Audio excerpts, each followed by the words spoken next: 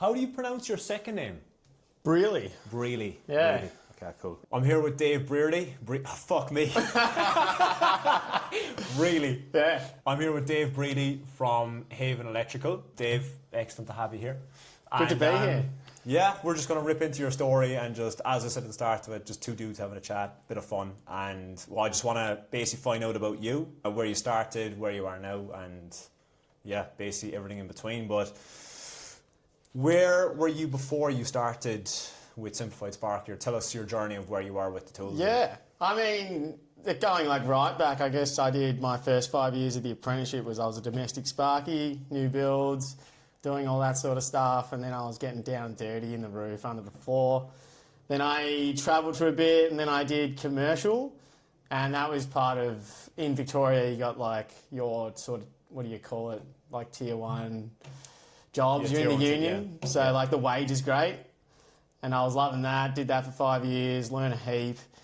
And then, but in that time, I'd always had my contractor's license, so I always did jobs on the side, doing residential stuff. And I always had a van. And then even when I sold the van, I bought a ute and I kitted it out for cashies. Like I was always like, it was like a security net. Yeah. Because like there was times where we would be quiet, even in the commercial game, there might be like you have to have 2 weeks off. And then I was like, that's sweet, I can subby. I'm right. And then what was it? I think I started listening to podcasts and I don't know how, I just wanted to learn more about being a Sparky. Yep. Because we just love it. Like we all love it. And it was just through that, like I had a great job. I didn't want to leave, I was fine. But then I was listening to these things and I'm like listening to people like you and how they're doing residential stuff that I was doing it and they're like killing it or they're loving it. And I was like, I don't know what I was thinking. I was like, oh, like I could do this. And like, I wanted to just know more about it, I think. But then it was like, all right, where do you start? And I'd like always tried to figure out a business name just because like I needed to have something, especially even for my side hustles. When I was sending invoices, I was just using like this crappy little app, which was like free. What was that app actually? Invoice Simple. I think I used Invoice to go. Yeah. It's probably the same. I think my one was linked with Stripe, but it was like the Stripe creators made this, but it was like a shitty basic. Yeah. Yeah, bottom of the barrel kind of stuff. But I didn't even have Xero. Yeah, no, but like I think there's a few necessary softwares you need to have, and like in my opinion, Xero and ServiceMate are like the top two. Obviously, Xero for financials, to look at your P&L financials, and then ServiceMate for your everything to do with your job. Yeah. So I was just doing that, and then it's hard to actually recall, but like it was something I always knew I wanted to do, and just having the van and the ute set up for it, I knew I wanted to do it. And then when I started realizing that I came across you, for example, and you were just one man doing it, and it seemed like it was just so organised and possible that I was like, if I like sort of start doing what this guy's doing and what like some other people I'm listening to are doing, maybe it would be better. And that's just like, it probably was a dream. I'd say it was a dream of mine. It would have had to have been, and I always did like want to do it. And then, so I was on a job. The job was kind of work. I think our company we were low on work, but then our boss had a good relationship with other companies, so he would just loan us out to them. So we would be fine, and there was no worries. Yeah. And I think also, looking back, me and my missus were talking about it. She was sort of just thinking she could see that I was tired, because it was like you're getting up at 5:30, you're leaving, you get home at 5, you do Saturdays, and you love Saturdays. You want the Saturdays with a double time. Do as minimal as possible for the most amount of money. Yeah. So like you kind of crave all that. And like, I don't know, it's like the money's great, but it's still never enough somehow. Yeah. I don't know what it is.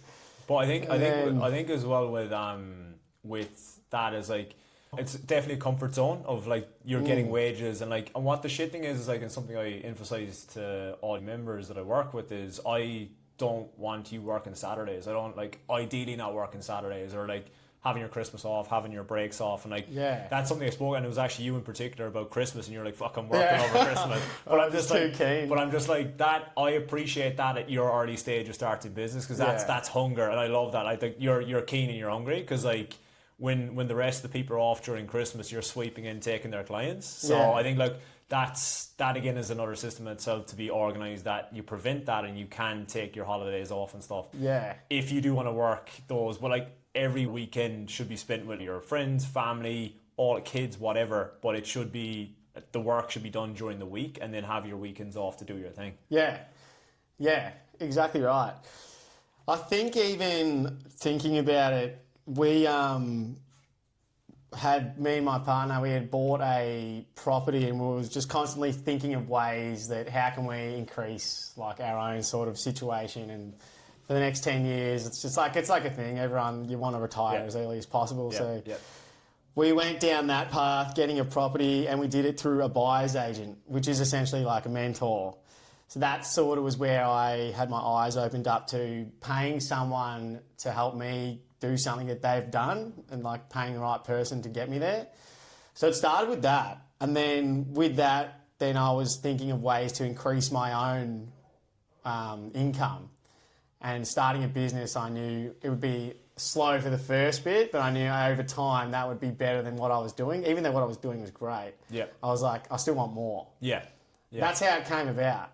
I think as well, like everybody that starts their own business has like an entrepreneurial streak in them. Yeah.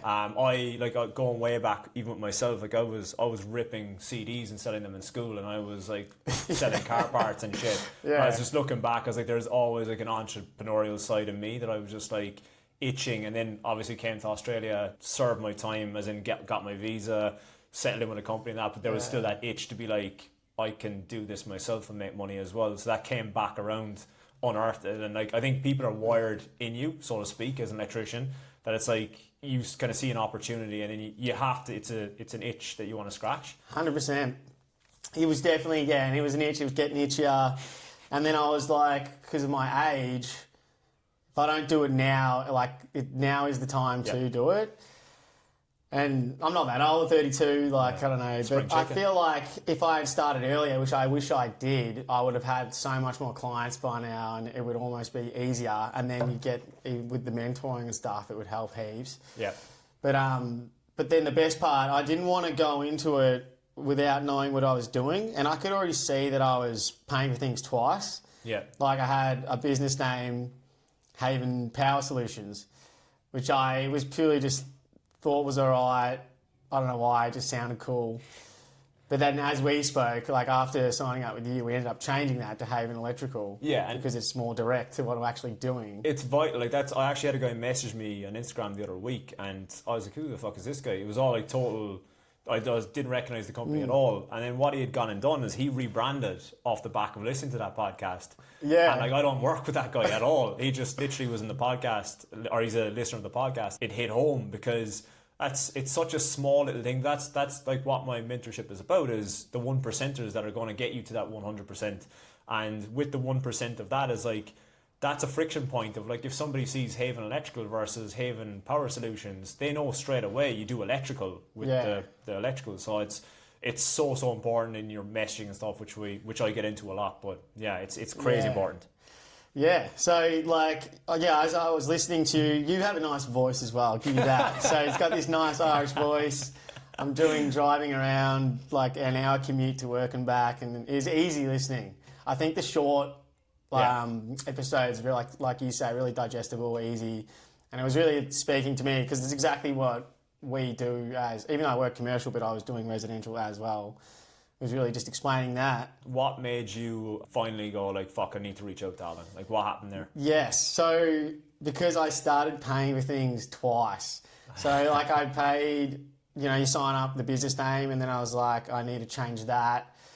I had gotten a logo and then I didn't like it. So then I was Zero as well. Did you have to get were you a PTY or you didn't even have Zero? No, I was a sole trader. Yeah, okay. Then I had to set up as a company, which was all good. Yeah. That was all good.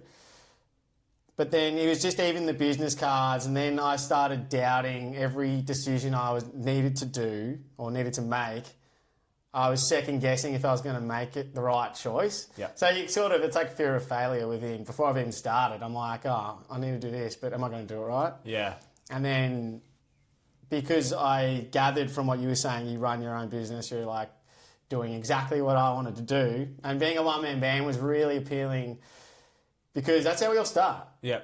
Like we start as one man, and you want to like get that dialed in, have your help in the background, and then grow. So that to me made sense. So with me as well, it's like we spoke about that before we got onto this podcast, but it's like I could plug staff members in, absolutely, but staff members are my kryptonite. It's my weakness. Is like I don't have the mental capacity and patience for staff. That's what made me nerd out so much on the back end and like learning all these things and systems and stuff that makes the business run smoothly. As I do the day to day or whatnot, that stuff is getting handled in the back end by admin.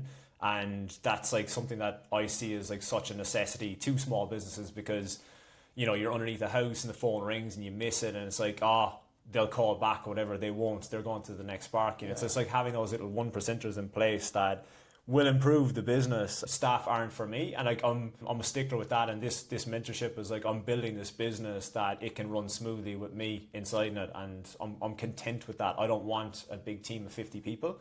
And if somebody wants to add staff members to their electrical business, the thing is with Simplified Sparky is that's what we want to do, is get the core processes in place, that it's like, okay, cool, we're set, we're making money, plug a staff member in, Yeah, for sure. And you can go from there. Yeah, that's exactly the goal, is like get it right on my own and then get people in. And I do want to have like a team of 3 to 4 at this stage. That's like the goal, because the body can't do it forever.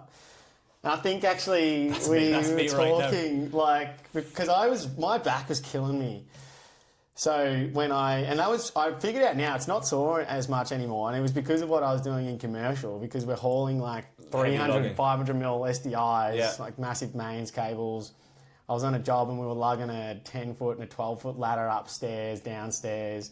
And that's what was breaking just me. Awkward positions and stuff. I get that as well. If I'm doing like an oven or something, you don't lift it correctly. I'm just like 2 days later, or for the next 2 days, I'm like trying to click my back in and stuff like that. Yeah. I saw a chiro as well. He was really good. But the back's actually been better now. So I think it's maybe the job I had previously. So it was a good reason to get out of that too. There's health benefits. Yeah. Was there any stage where you were actually scared? So I recall it well. I was actually back in Ireland, and you were like, "Fuck it, my notice handed in. I'm starting officially on my own next week," and I was like so excited for you. And what was the feelings like, or what was going into that, or like handing your notice? Like, was there fear? Were you like, "Fuck, it'll be sweet," or what was going on? I think there is always that fear. But I remember feeling pretty good about it, because it was really comforting having like a mentor in my corner, and like you were really backing me, which was great. And then I've never really been too worried, and I'm still not worried about it, just because I feel like just by doing everything that you're sort of saying to do, there's no reason it can't work out. Just do it. Everything will work. Everything you do in life is a risk, and like everything you have to, like you literally have to jump off and take that risk, because I keep reflecting, and even about this mentorship and stuff, I have you to credit, and there's like OGs, there's like 4 or 5 OGs that were hammering me to start this mentorship, like when you're doing your thing. Oh yeah. And only for you guys pushing me, I'm like, fuck it, start the financial year, I'm going to do it. And I started with like 4 or 5, and now currently at 19 guys. And at that time I was like, no one's going to want this, but it's like every fucking person came out of the woodwork to be like, but listen to your podcast. I'm like, fuck you, listen to it too. But yeah, and it's like you have to take a leap. One of the biggest leaps I took was leaving Ireland for Australia, to be like, I'll just give it a go for a year. It's like in a few months I'll be here 16 years, that I'm just like, everything miraculously worked out. It's like, it's the effort you put in and work you put in, you're going to reap the rewards for that. And you've put in the effort, you've put in the work. I haven't actually told you this, but you're the furthest ahead of the levels in the group, and that's why you're here today. There you go. No, like, it's actually just going back, because listening to your podcast, you were speaking to me, I kept making the same mistakes, or not the same mistakes, but I felt like I was making mistakes and paying for things twice, right? Poor man pays So that's twice. when I was like, I need this guy. This guy seems to be the one, just based on liking what you were sort of talking about. That was when I was like, I called you, or reached out to you, wanting your help. And it's funny that you hadn't even started it yet. I was like, he hasn't even started yet. But then I was like, it'd be good to ride the journey with you, because you obviously know what you're talking about. I was basically like I was doing cashies, but not getting paid. But you you had like a micro course online, and I was really liking all your ServiceMate videos, because ServiceMate had videos, but then you had extra ones. Yeah, so I think that like that's what ServiceMate is like. It's a very simple platform to use, and like I said to a lot of people, it's like I only probably use 40% of what's to use in ServiceMate, and it's absolutely perfect. And I think that's where people overthink things. They get overwhelmed and they're like, I'll do ServiceMate later. I'm going to invoice and quote off zero because I'm used to it. And that's completely the wrong way to do it, because that is where you lose money, you lose jobs, because you've got this shitty generic quote that comes off zero. And if you're quoting in somebody else that's doing the exact same thing, it's apples for apples, and it just doesn't look professional. As I just keep mentioning, is proposals and bundles in ServiceMate is the way to go. Proposals are absolutely killing it at the moment of just using it correctly, but having the software dialed in like ServiceMate is absolutely vital. Yeah, and I'm not gonna lie, it was a lot. Like, so starting the mentorship with you whilst working full time, we were doing 10-hour days, and then you're getting your company set up. Like, let's go through everything you really got to do to get it started. You set up as a company, you got a logo, you got your business name. Yeah, you're looking at your ServiceMate, you got to learn how to use that. You got to then look at getting a website, you got to put all the info on that, you got to get the photos for the website. Yeah.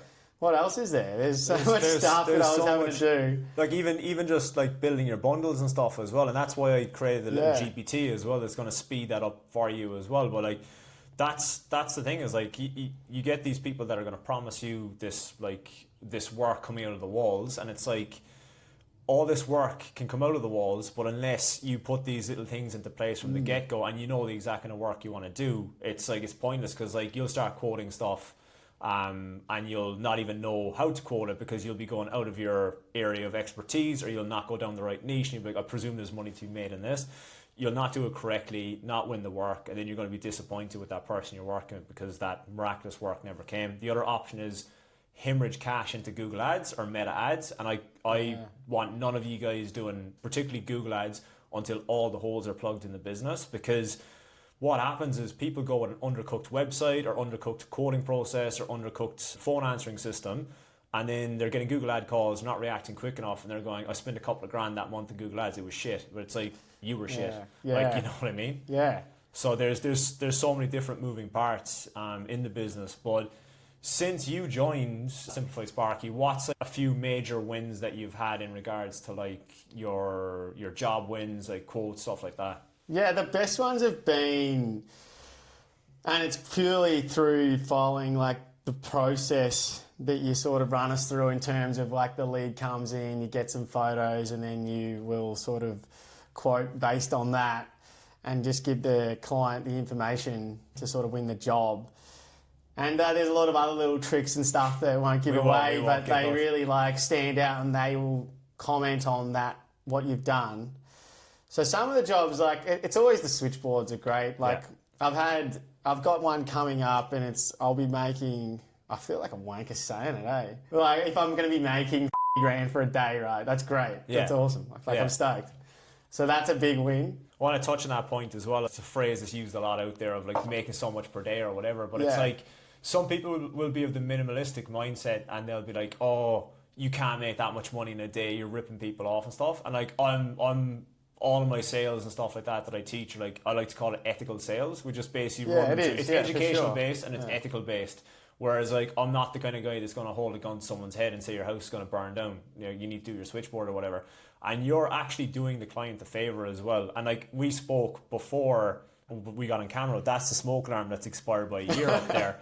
And we've come up with a strategy to, we're not going to name where we are in Melbourne because you're going to hit it, but we actually spoke about a strategy before we got on this call. I've pinpointed the smoke alarm, dodgy LED plug-in globes, the switchboard isn't to date, there's no RCBOs, there's the master RCBOs overloaded with more than 3 circuits.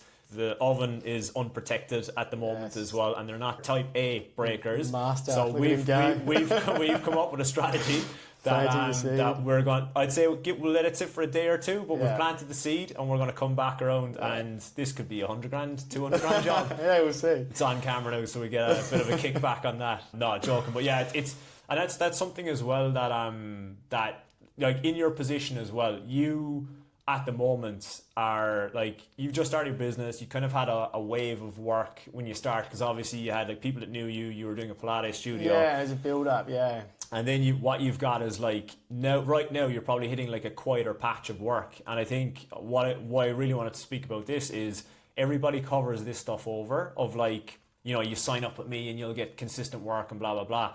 You'll get consistent work when you put the effort in. And that's why last week on the live session, we did like the very first part of like finding work.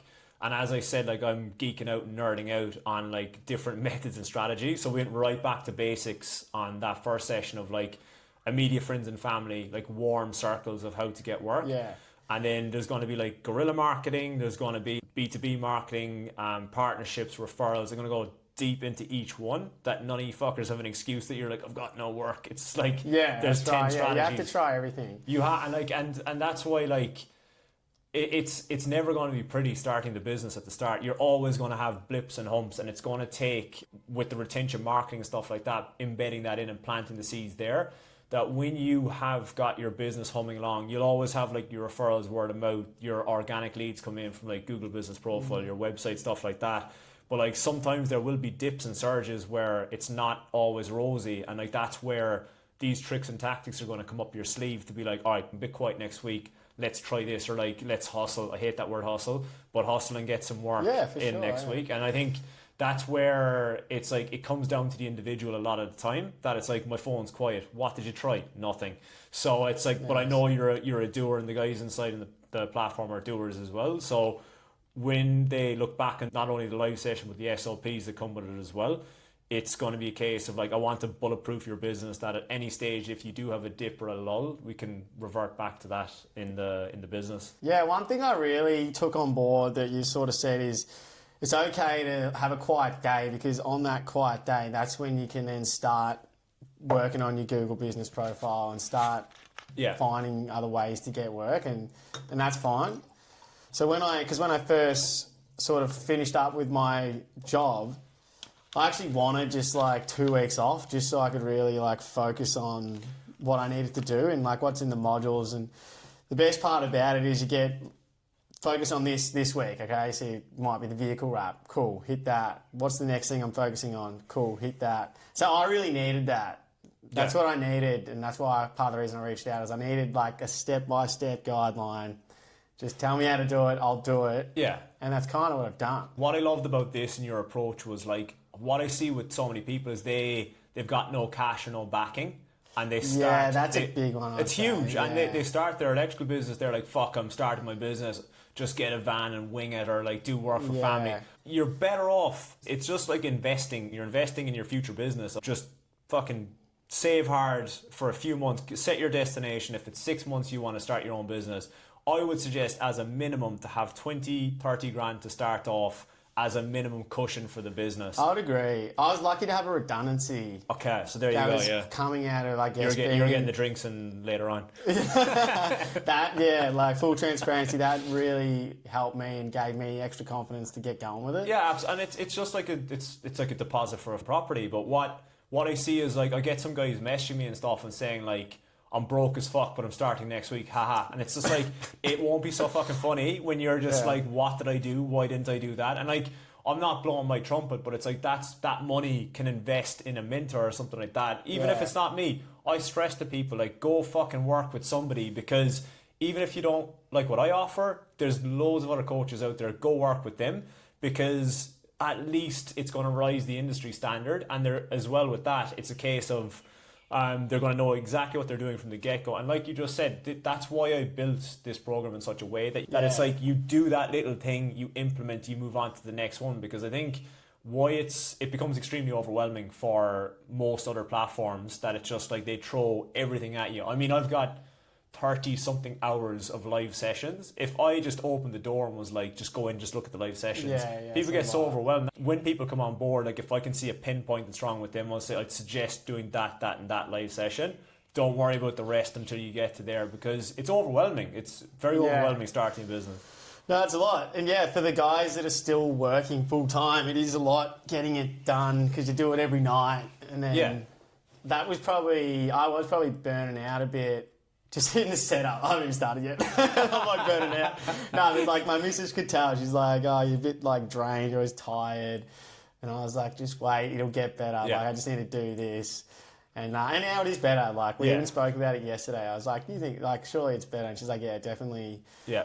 And now I'm just driven is more the thing. How many months in are you since you started? It'd only be like I less. launched in like September. Yeah, so not even 6 Mid-September, months. I think. Yeah. Why this excites me so much is like what you know now, or how you're running your business right now. It took me like 4 years to learn that, or 5 years that I did things the hard way, and that's the biggest takeaway of kind of what you get from the mentorship is like you will learn from all my fuck ups. Like you're accelerating your way to the end. And like even as a side note, like last week or 2 weeks ago, we're on a live session, and basically we were going through Zapier, and I sent we hit test on one of the triggers, which if you're using Zapier, it will actually trigger to an existing client. And I did that live in the call. So I like literally fucking did a typo and just sent it and said it and then sent it, and it sent to old Jeff, and I had to email him after session saying like sorry about that or whatever. But I was like, I'm fucking so glad that happened on the session, because it's such a valuable lesson. And when doing that as well, Sam's like, yeah, I was doing that like when I was setting mine up, and then it like he got like some clients going like, stop sending me that message, because he was testing.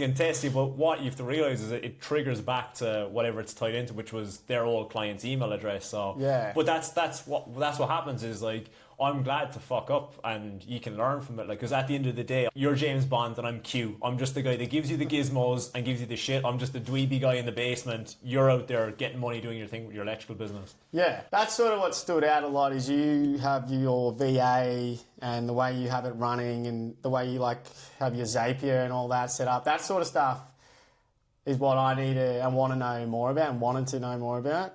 I think a lot of Sparkies, that's intriguing, that sort of thing. It's like, oh, you can just like automate all these things. Yeah.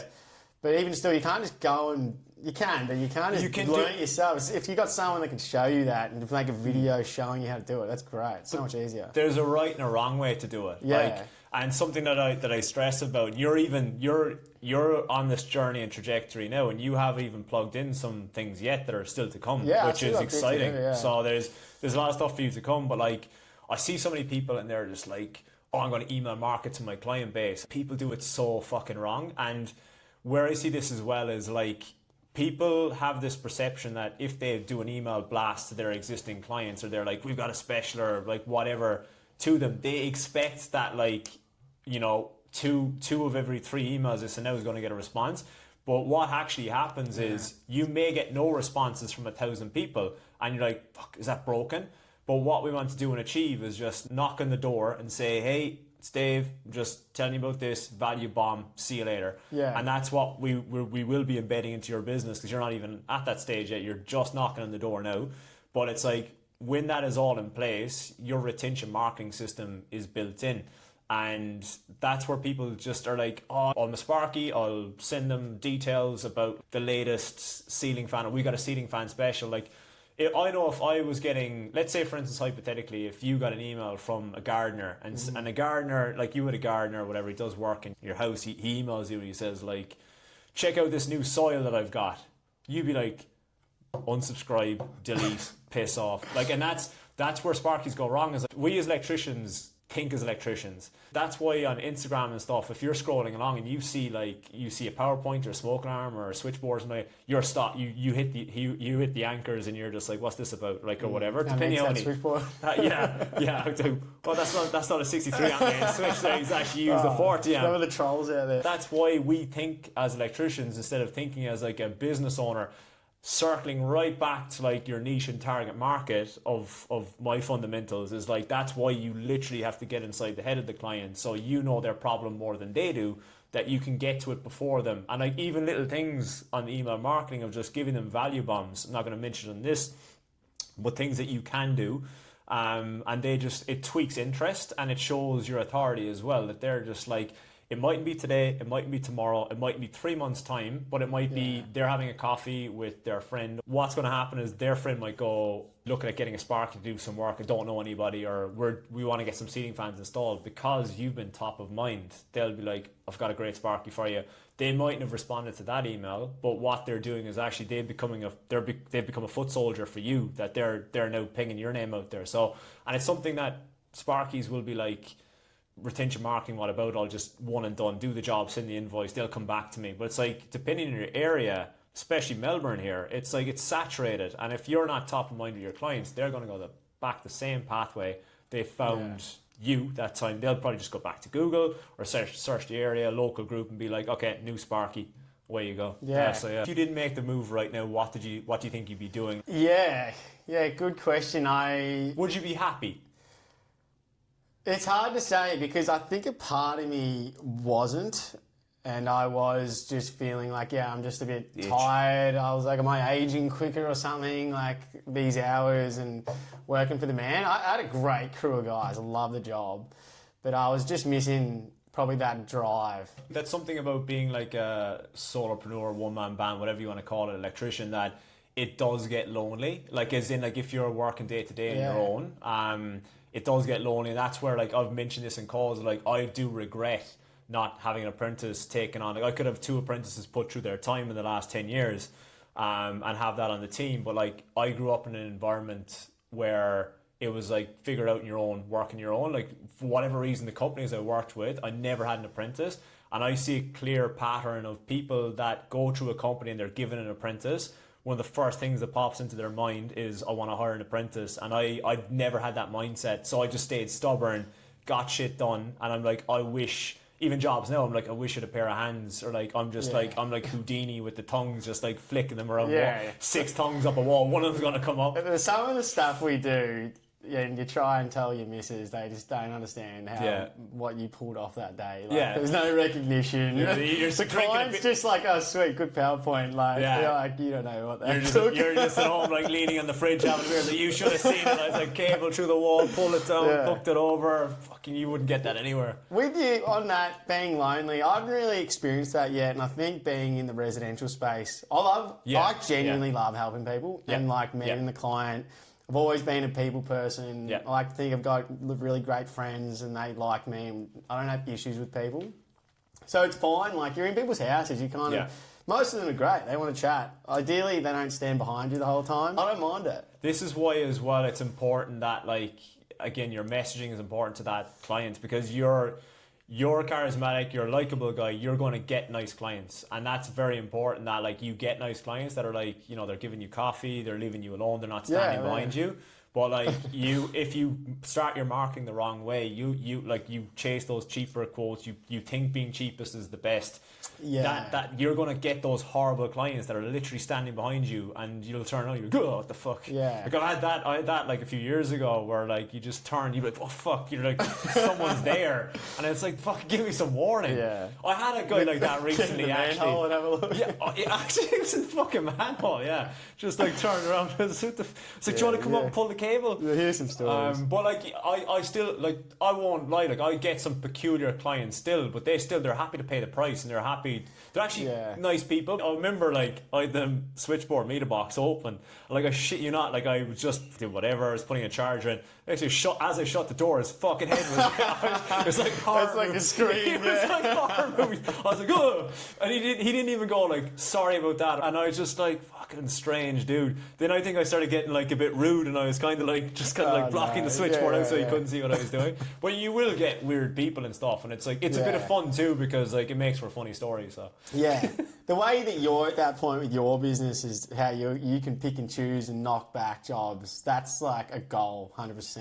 That comes with time as well, and like, that's where I'm not going to lie to you and lie to anybody looking at this. Literally building your client base, building like a good lead flow system, and like, leads coming in from every sort of avenue as well, not just relying on one source.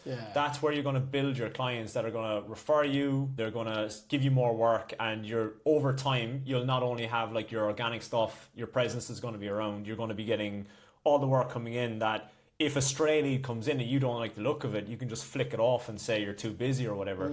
So that does come with time, but it's like, again, you're speeding up the process to get there by being part of this mentorship and implementing and doing what you're doing as well. 100%. If I wasn't, I'd honestly just be like, what do I do now? what's next. So it's good that we've got all these things where like, and we're still about to go over in the coming weeks of getting more leads. It's like, you know. I am a bit of a weirdo that way. It's like I'm fetishizing on like, I'm like, fuck, I can do a whole session on this one topic and then just have like, it excites me because I'm doing what I love. Like I think I'm a creative of like, I like tinkering and shit in the background. And I think that's with electrical as well, that like I love building stuff and like meter box relocations. I'm just like, fuck, that looks class. Like it's just such a strange thing. But same with this, I'll just like fully geek out on doing the research on it and then putting it into place and then being like, there you go, like we'll run through a session and it's like, there's the SOP to do it, which is very important. If you could go back 12 months when you were employed, like is there any advice you would have given yourself you should have taken a leap sooner, like you reckon? Yeah. Honestly, I think I never like even heard of these podcasts of How'd you Electricians. find me? I was scrolling through Instagram and your head popped up and you had this nice lighting, you got the accent. And it's like, not that I'm into guys or anything, but I was like, yeah. Like, I just didn't keep scrolling. I was like, it's easy to listen to. Okay. So you obviously got something going for you there where it was like, oh yeah. And then I wanted to hear you out. And then from there went into the podcast. It's just easy listening, very relatable. Yeah. So it was probably just through that. Honestly, just another thing, I didn't actually realise, and maybe this is stupid, but I didn't think there could be a business coach for someone who didn't have a business. I didn't realise I could find someone that was going to help me get started, which is what you're doing. Yeah. So that's where I was I'd never even thought about it because I just wasn't doing it. So I'm like, I can't get help for something I'm not doing. But I needed help to start what I want to do. And I think that's where you came in.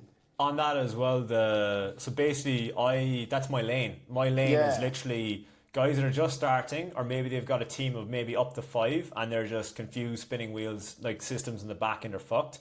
Like that's my lane. And like what you'll find with other coaches is they'll take anybody with a pulse, they can come into their platform and be like, fuck, we'll help you out. But it's like, I know where my limit is. If somebody comes to me and they're too advanced, I'm like, you're not a good fit. And I'm being like a bit of a picky fucker. Yeah. And like, I just want people that are driven inside Simplified Sparky, like yourself, of people that will do the work. Yeah. Because if you don't do the work, you're going to get nothing out. It's like me being a PT. You come to the gym and I've got you doing on the barbell. Next thing I turn my back and you're like 1, 2, and you're not actually doing the reps. It's the same thing. If you don't put the reps inside Simplified Sparky, you're not going to progress. And that's why you are where you are right now. And it's only going to get better from there as well.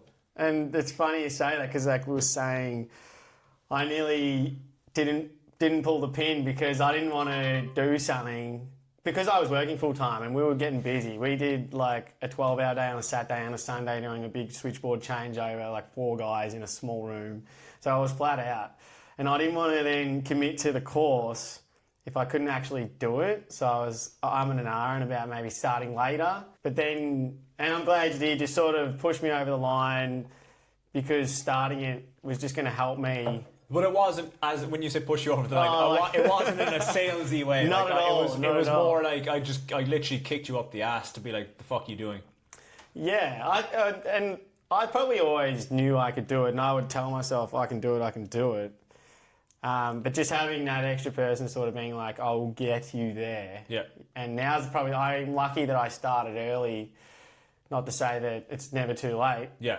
But it's the good thing with you is that it's very hands-on with like the website. Like I had a crap website. Yeah. And we went back and forth 5 to 10 times, voice memos, change this. But you built it for me. When you and we spoke with this over coffee just before we got on, is like you came to me with like a prototype of the first website, and it was dog shit, and it looked like something from 1997. Said I paid for that. I kept paying for things. Twice. Yeah, and I think you had that developer lined up before kind of I got my hands in you. Yeah, and most coaches and platforms would be like so saturated, they'd just be like, website looks sick, man, just go with that, it looks sweet, just put the website out there. But I'm like, nah, change this, that looks shit, move this. And now, like, as I said to you, and as I said to like a few members, your business now looks like it's been established in Melbourne with 10 years. It's just like 10 years plus because you look professional, which is like something I'm obsessed about, is the authority that you provide when you're doing your quotes, when you're doing your invoices, stuff like that, that people look at you as if you've been around the traps and like with confidence and stuff like that, because when your website and stuff looks the part, because people think that like just do this and you get work. It's like, no, people background check you. Like, I honestly never thought a website mattered. It's huge. And you're I was probably stuck in that. It's word of mouth, word of mouth. Everyone says word of mouth, mate, word of mouth. It's the fucking old schoolers that don't need the work. Okay, like, yeah, it's like save money on marketing. And that's like, it's necessary. That's what like annoys the crap out of me is there's old schoolers on the Facebook groups and forums that are like, they're like late I've read 60s. All that stuff. And they're like, nah, mate, don't need a website, never needed it. Just do a good job, word of mouth, mate. Oh, don't put sign writing on your vehicle because then people call you and it's annoying. Oh, no. Like, it's not for a job. I'm like, but I already had a few jobs out of it. See, this is it. And like, there's a different type of mentality. So if you're purely stuck in the commercial space, like if you're like full-time commercial, you're in commercial maintenance, I would say vehicle sign writing isn't a big thing. Like it's like you could just put your little logo on it, put like your company name or whatever, keep it really subtle, keep it quiet. But if you're doing residential service and maintenance, your mums and dads, all your ideal clients are fucking driving behind you, they're driving next to you, they're seeing you parked in the street, and when your messaging is correct and it speaks to them, you're going to get leads as you're experiencing. The opinions you see online are so like opposite at times, and it's like it's usually somebody that's like on the brink of retirement that's got loads of time in their hands on Facebook that are like, yeah mate, just do a good job. So proud about never spending a cent on marketing. I've never had to spend a cent. You were around before the internet. And now it's like, look at the rise of AI. Now it's like we're competing with AI search, like Gemini search. And one of my clients the other day said he went through Gemini, like requested a few things, and then it sent him to my website, it sent him to me. And I'm just like, this is literally the early days of like people's new methods of searching. And it's going to go to kids going to voice searching from AI to finding electricians. So it's frightening what's coming if you're not prepared. Like I feel like you're very in tune with all that and prepared. I'm a nerd, Yeah. Well, I wasn't going to say that. But that actually is another good thing, is keeping on top of that stuff and moving with the times, I think. If there's any electricians looking at this right now that are like on the brink, or they're like, oh, I don't know, is this for me? Or like, I'm afraid to leave my job, or just take the plunge of work for themselves, or joining Simplified Sparky, what would you say to them? Yeah, I'd say, firstly, don't be scared, 100% do it. It does take work, hard work. We all know that. Like, it's never going to be cruisy. But if you want someone that's going to give you the step-by-step, the week-by-week plan, and what to do, in what order, then 100%, like Simplified Sparky's done that for me.